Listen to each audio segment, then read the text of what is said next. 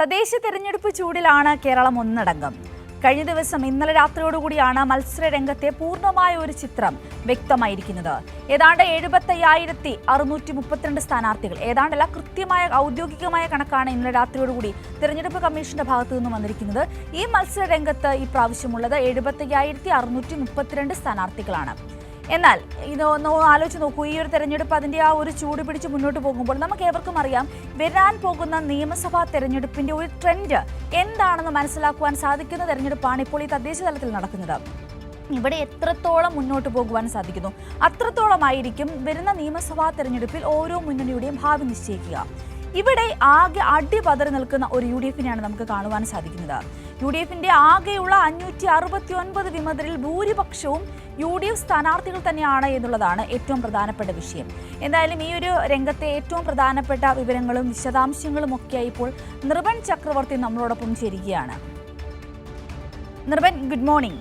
കൈരളിയുടെ മുഴുവൻ പ്രേക്ഷകർക്കും കൈരളി ചാനൽ കാണുന്നവർക്കും എല്ലാവർക്കും ഒരു സുപ്രഭാതം ആദ്യം നേരുകയാണ്. ഒരു തെരഞ്ഞെടുപ്പിൻ്റെ ഒരു ഘട്ടമാണ്. നമുക്ക് തിരക്ക് പിടിച്ച ദിവസങ്ങളാണ്. അതിരാവിലെ മുതൽ തെരഞ്ഞെടുപ്പുമായി ബന്ധപ്പെട്ട സ്ഥാനാർത്ഥികളുടെ പൊതുചിത്രങ്ങൾ എടുക്കാൻ, ഒപ്പം തന്നെ സിന്ധൂര് സൂചിപ്പിച്ചതുപോലെയുള്ള തെരഞ്ഞെടുപ്പിൻ്റെ കണക്കുകൂട്ടലുകൾ, മുന്നണി നേതാക്കളുടെ പ്രതികരണങ്ങൾ, വിവാദങ്ങൾ, അതൊക്കെയാണ് ദിവസങ്ങൾ കടന്നു പോകുന്നത്. ഇനി വിരലിലെണ്ണാവുന്ന ദിവസങ്ങളിലേക്ക്, ഏറ്റവും അടുത്ത ദിവസങ്ങളിലേക്ക് കാര്യങ്ങൾ പോകുന്നു. തെരഞ്ഞെടുപ്പിൻ്റെ പൊതുചിത്രം നേരത്തെ സിന്ധൂര് സൂചിപ്പിച്ചതുപോലെ ആകെ മത്സര രംഗത്ത് ഉള്ളവരുടെ എണ്ണം സംസ്ഥാനത്ത് എത്രയാണ്, വിമതരായി പാർട്ടി സ്ഥാനാർത്ഥികൾ ആരൊക്കെയാണ്, വിമതരായി മത്സരിക്കുന്നവരാരൊക്കെയാണ് എന്ന തരത്തിലുള്ള പൊതുചിത്രമൊക്കെ ആയിക്കഴിഞ്ഞു. കേരളത്തിലെ ആകെ വിമതരുടെ ലിസ്റ്റ് എടുക്കുമ്പോൾ 569 വിമത സ്ഥാനാർത്ഥികൾ മത്സരിക്കുന്നു എന്നതാണ്.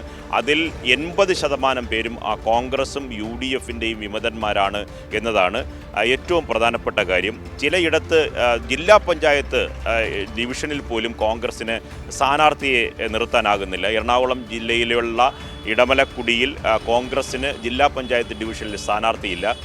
തിരുവനന്തപുരം, കൊല്ലം, പത്തനംതിട്ട, കോട്ടയം, ആലപ്പുഴ, എറണാകുളം തുടങ്ങിയ ജില്ലകളിൽ വിമതരുടെ പടയാണ്. തിരുവനന്തപുരം ജില്ലയിലാണെങ്കിൽ ഒരു കോവളം അസംബ്ലി മണ്ഡലത്തിൽ തിരുവനന്തപുരത്ത് ഏക കോൺഗ്രസിൻ്റെ MLA എന്ന് പറയുന്നത് M. വിൻസെൻ്റാണ്.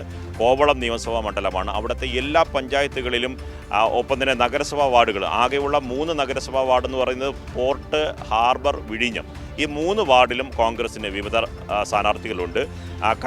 കരകുളം എന്ന കോൺഗ്രസിൻ്റെ കരിങ്കുളം എന്ന കോൺഗ്രസിൻ്റെ പഞ്ചായത്തിൽ 8 വാർഡുകളിൽ കോൺഗ്രസിന് വിവിധ സ്ഥാനാർത്ഥി ഉണ്ട് എന്നതാണ്. അങ്ങനെ ബാലരാമപുരം, കല്ലിയൂർ തുടങ്ങിയ വിവിധ പഞ്ചായത്തുകളിൽ സമാനമായ അവസ്ഥ നിലനിൽക്കുന്നു. നഗരസഭാ വാർഡുകളിൽ തന്നെ 8 കോൺഗ്രസിന് വിമതന്മാരുണ്ട്. നേരത്തെ പറഞ്ഞ 3 വാർഡുകൾക്ക് പുറമെ മണ്ണന്തലയുണ്ട്, കഴക്കൂട്ടത്തുണ്ട്, പൗണ്ടുകടവിലുണ്ട്, പുഞ്ചക്കരിയിലുണ്ട്. അങ്ങനെ സമാനമായ അവസ്ഥ കോൺഗ്രസിന് തലസ്ഥാനത്തെ നഗരസഭയിൽ മാത്രം നിലനിൽക്കുന്നു. നെടുമങ്ങാട് മുനിസിപ്പാലിറ്റി പരിശോധിക്കുമ്പോൾ അവിടെ ഈ ലീഗിൻ്റെ കോൺഗ്രസിൻ്റെ 3 സീറ്റുകളിൽ ലീഗിൻ്റെ സ്ഥാനാർത്ഥികൾ മത്സരിക്കുകയാണ്.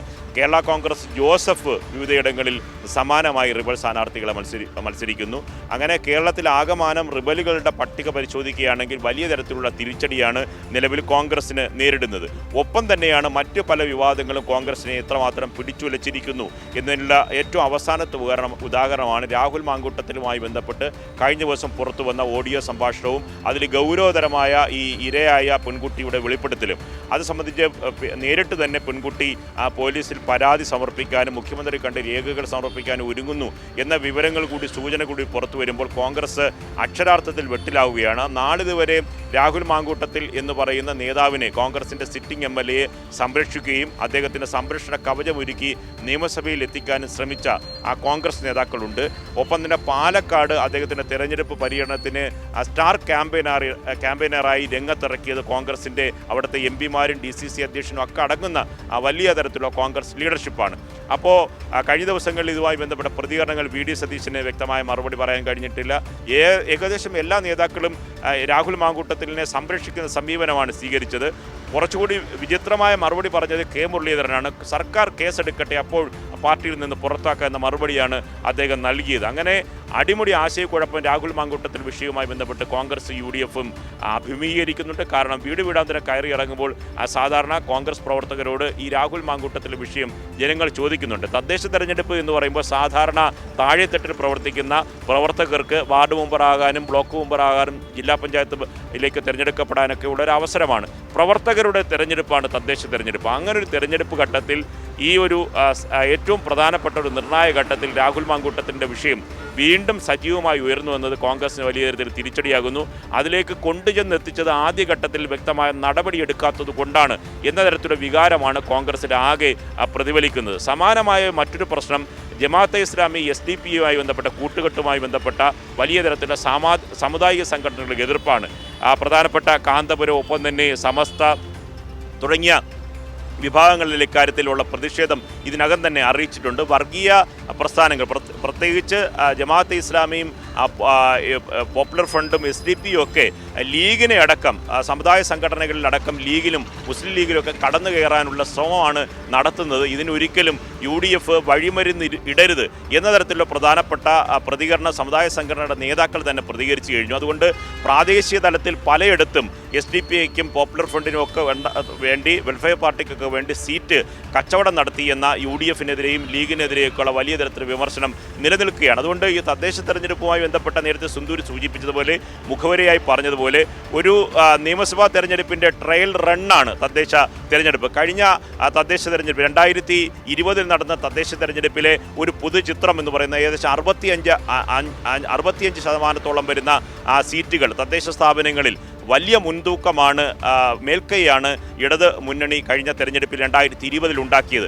അതിൻ്റെ പ്രതിഫലനം കൃത്യം 6 മാസം പിന്നിടുമ്പോൾ നടന്ന നിയമസഭാ തെരഞ്ഞെടുപ്പിൽ വലിയ തരത്തിലുള്ള ഭൂരിപക്ഷത്തോടുകൂടി ഇടതുമുന്നണി അധികാരത്തിൽ വരികയും രണ്ടാം പിണറായി സർക്കാർ കേരളത്തിൽ സാധ്യമാകുകയും ചെയ്തു. അതുകൊണ്ട് ഈ തദ്ദേശ തെരഞ്ഞെടുപ്പുമായി ബന്ധപ്പെട്ട ആ മുന്നേറ്റം സ്വാഭാവികമായും LDF-ന് അനുകൂലമായി മാറാനുള്ള എല്ലാ സാധ്യതകളും തെരഞ്ഞെടുപ്പിൻ്റെ ഗ്രൗണ്ട് റിയാലിറ്റിയിൽ നിന്ന് നമ്മൾ പരിശോധിക്കുമ്പോൾ മനസ്സിലാകുന്നുണ്ട്. കാരണം ഈ ക്ഷേമ പ്രവർത്തനങ്ങളിലുള്ള സർക്കാർ നടത്തിയ പ്രവർത്തനങ്ങൾ, അടിസ്ഥാന വികസന രംഗത്ത് സർക്കാർ നടത്തിയ നിർണായകമായ നീക്കങ്ങൾ, ദേശീയപാത വികസനം, തീരദേശ റോഡിൻ്റെ നിർമ്മാണം, ഒപ്പം തന്നെ വയനാട് തുരങ്കപാതയുടെ നിർമ്മാണത്തിൻ്റെ ഗെയിൽ പൈപ്പ് ലൈൻ, ഒപ്പം തന്നെ ഈ വിവിധ പദ്ധതികൾ, സമാനമായ നമ്മൾ ഏറ്റവും പ്രധാനപ്പെട്ട ജനജീവിതത്തെ സ്വാധീനിക്കുന്ന വമ്പൻ പദ്ധതികൾ മുതൽ ക്ഷേമ പ്രവർത്തനങ്ങൾക്ക് സർക്കാർ നൽകിയ ഏറ്റവും പ്രധാനപ്പെട്ട മുൻഗണന അത് ലൈഫ് പദ്ധതിയാണ്. പ്രതിപക്ഷ നേതാവ് VD സതീശൻ തന്നെ സർക്കാർ കൊടുത്ത ലൈഫ് പദ്ധതിയിൽ കൊടുത്ത വീടുകളുടെ എണ്ണം രാഷ്ട്രീയ ആരോപണമായി അദ്ദേഹം തന്നെ പറഞ്ഞു. അത് ഉമ്മൻചാണ്ടി സർക്കാരിൻ്റെ കാലത്ത് ആകെ നൽകിയ ലൈഫ് പദ്ധതി നൽകിയ വീടും തമ്മിൽ വലിയ തരത്തിലുള്ള താരതമ്യം ചെയ്തുള്ള സോഷ്യൽ മീഡിയയിൽ പ്രതിപക്ഷ നേതാവ് VD സതീശൻ്റെ പ്രതികരണം വച്ചിട്ടുള്ള പ്രചരണം തന്നെ വലിയ തരത്തിൽ സോഷ്യൽ മീഡിയ ഏറ്റെടുത്തിട്ടുണ്ട്. ലൈഫ് പദ്ധതിയിൽ ഏകദേശം 5 ലക്ഷത്തോളം വരുന്ന വീടുകൾ ഇടതുമുന്നണി സർക്കാർ, ഒന്നാം പിണറായി സർക്കാർ, രണ്ടാം പിണറായി സർക്കാരും കൂടി കൊടുത്തു തീർത്തു എന്നത് തല ചായ്ക്കാൻ ഒരിടമില്ലാത്ത, കയറിക്കിടക്കാൻ ഭൂമിയില്ലാത്ത, വീടില്ലാത്ത ജനങ്ങളെ സംബന്ധിച്ചിടത്തോളം ഏറ്റവും ആശ്വാസകരമായ കാര്യമാണ്. ഒപ്പം തന്നെ പട്ടയ വിതരണത്തിൽ സർക്കാർ എടുത്ത ഏറ്റവും പ്രധാനപ്പെട്ട നീക്കമാണ്. ഏറ്റവും ഭൂമി എന്ന അവകാശം കൈവശ രേഖയില്ലാത്ത കേരളത്തിലെ ലക്ഷക്കണക്കിന് ആൾക്കാരിലേക്ക് ആ പട്ടയം വിതരണം ചെയ്യുക എന്ന പദ്ധതി സർക്കാർ നടപ്പിലാക്കിയത് തന്നെ ഏറ്റവും പ്രധാനപ്പെട്ട കാര്യമാണ്. അങ്ങനെ ക്ഷേമപ്രവർത്തനങ്ങൾ, ഒന്ന് ക്ഷേമ പെൻഷനാണ്. ഈ ക്ഷേമ പെൻഷൻ നൽകുമ്പോൾ 3600 രൂപയാണ് ഒരാൾക്ക് കൈവശം ലഭിക്കുക. അതായത് അവസാനത്തെ കുടിശ്ശിക 1600 രൂപ കൊടുത്തു തീർത്തു. ഒപ്പം തന്നെ 2000 രൂപയുടെ പെൻഷൻ കൂടി കിട്ടിത്തുടങ്ങി. ഇനി വരുന്ന ക്ഷേമ പെൻഷൻ വാങ്ങുന്ന 68 ലക്ഷം ജനങ്ങൾക്കും 2000 രൂപ വെച്ച് ക്ഷേമ പെൻഷൻ മുടങ്ങാതെ ലഭിക്കുമെന്നതാണ്. ഒപ്പം തന്നെ വീട്ടമ്മമാർക്ക് നൽകിയ മറ്റൊരു പെൻഷനും ലഭിക്കാത്തവർക്ക് നൽകുന്ന 1000 രൂപയുടെ പെൻഷൻ അടക്കം ഏകദേശം കേരളത്തിൽ 1 കോടിയോളം വരുന്ന ജനങ്ങൾക്ക് നേരിട്ട് ഏതെങ്കിലും തരത്തിലുള്ള ക്ഷേമ പദ്ധതികളുടെ വഴി സർക്കാർ സഹായം നൽകുന്നു എന്നതാണ് ഏറ്റവും പ്രധാനപ്പെട്ട കാര്യം. ഇത്തരം കാര്യങ്ങളിൽ രാഷ്ട്രീയത്തിനതീതമായി സർക്കാർ, ഒന്നാം പിണറായി സർക്കാരും രണ്ടാം പിണറായി സർക്കാരും ചെയ്ത ജനക്ഷേമ പ്രവർത്തനങ്ങൾ കൂടി തദ്ദേശ സ്ഥാപനങ്ങൾ വിലയിരുത്തപ്പെടും. മാത്രമല്ല തദ്ദേശ സ്ഥാപനങ്ങളിൽ നടത്തിയ വികസന പ്രവർത്തനങ്ങളുടെ ഒരു വിലയിരുത്തൽ കൂടിയാവും. അത് LDF എങ്ങനെ, UDF എങ്ങനെ, BJP എങ്ങനെ, BJP ഭരിക്കുന്ന വാർഡുകളിൽ എങ്ങനെയായിരുന്നു തദ്ദേശ തെരഞ്ഞെടുപ്പിന് മുമ്പായി അവർ നടത്തിയ വികസന പ്രവർത്തനങ്ങൾ, LDF എങ്ങനെയാണ്, കോൺഗ്രസ് എങ്ങനെയാണ്, ഇത്തരത്തിലുള്ള വിലയിരുത്തൽ കൂടി സ്വാഭാവികമായി ജനങ്ങൾ നടത്തും. അതുകൊണ്ട് നേരത്തെ സിന്ധൂർ സൂചിപ്പിച്ചതുപോലെ ഈ തദ്ദേശ തെരഞ്ഞെടുപ്പ് കേരളത്തിൻ്റെ ഭാവി വിധിയെഴുത്തിന് നിർണായകമാകുന്ന ഒരു തെരഞ്ഞെടുപ്പായിരിക്കും. ഈ തെരഞ്ഞെടുപ്പ് ആ നിലയിലായിരിക്കും കേരളം ചർച്ച ചെയ്യുകയും ഏറ്റെടുക്കുകയും ചെയ്യുക. സിന്ധുവിൻ.